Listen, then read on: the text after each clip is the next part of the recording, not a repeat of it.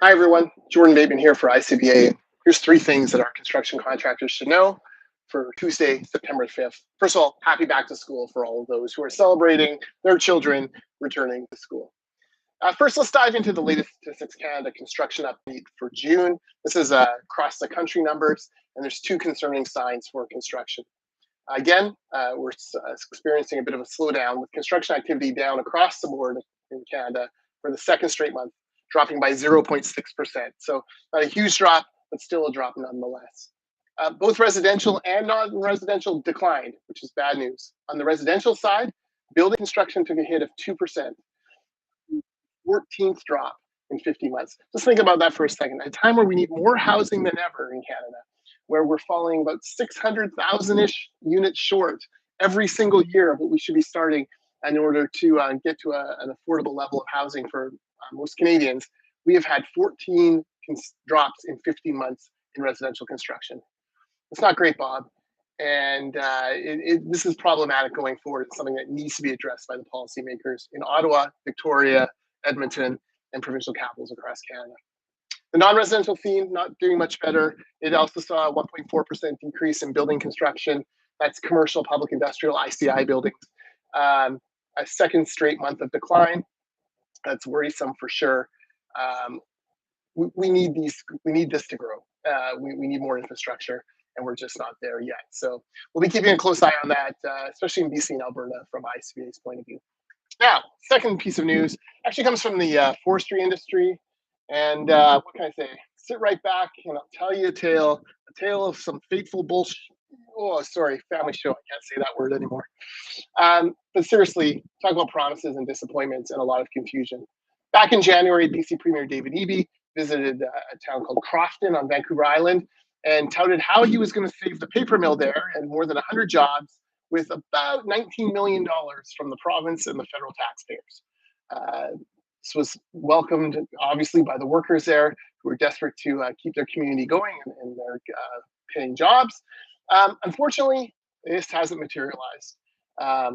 They're still working very short groups of people there, more than 100 workers out of work.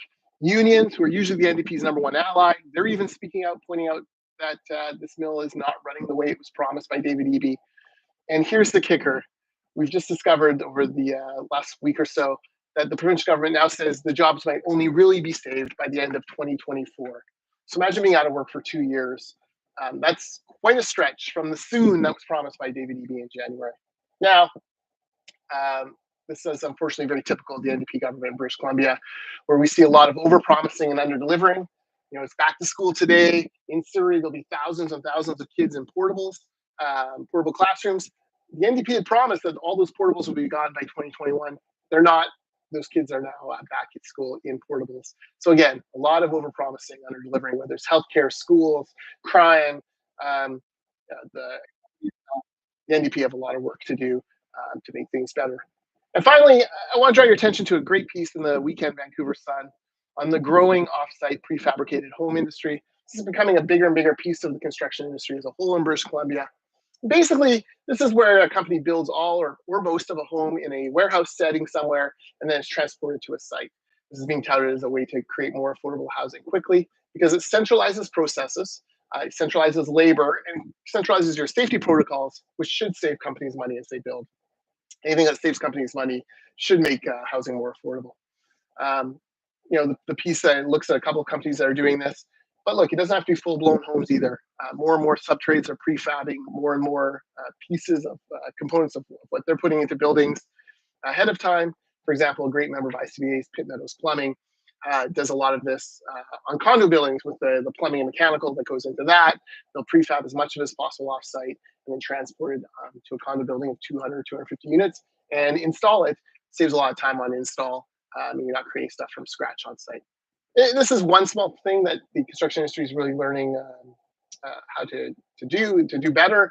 And it's a sign of the technology that's coming to the construction industry, which, by the way, if you're interested in construction, where it's headed, the technology, the innovation behind it, you should really check out our first ever Construction Innovation Summit. That's October 30th to 31st in Vancouver. You can register at icba.ca/CIS, icba.ca/CIS.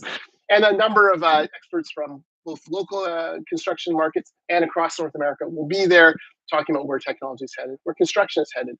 It's pretty darn exciting. So icba.ca/CIS. Thanks for watching our first ever news in the morning. Hopefully this is something we'll continue on. Is in a bit of a slap fight with Meta over links. Meta, Facebook, Instagram no longer allow us to post media links. We thought this might be a great way of getting our message out, and so we'll be testing this out for the next few weeks. All right, if you need me, Jordan Bateman, jordan@icba.ca, and I'd be happy to answer any questions you may have. Take care.